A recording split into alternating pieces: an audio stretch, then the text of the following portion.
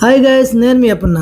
ప్రపంచవ్యాప్తంగా ప్రఖ్యాతిగాంచిన శ్రీ కూర్మనాథుని దేవాలయంలో నక్షత్ర తాబేళ్ళు అనేవి 40 నుండి 50 వరకు మృత్యువాత పడడమే కాకుండా దానికి ఎవరికి ఇన్ఫర్మేషన్ లేకుండా దానం చేసేయడం అనేది శ్రీకూర్మ గ్రామ ప్రజలందరికీ దిగ్భ్రాంతికి గురి చేసింది.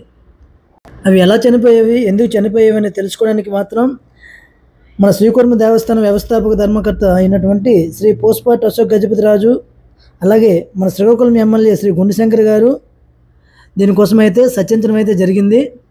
అలాగే ల్యాబ్కి అయితే పంపించి దీనికైతే టెస్టులు చేసి ఎందువల్ల ఇవి చనిపోయావనేది తెలుసుకోవడానికి అయితే పైన ల్యాబ్కి అయితే పంపించారు.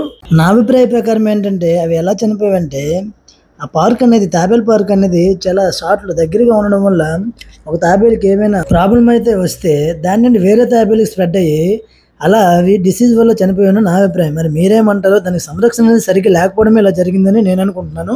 మీరేమంటారో కామెంట్ చేయండి ఫ్రెండ్స్.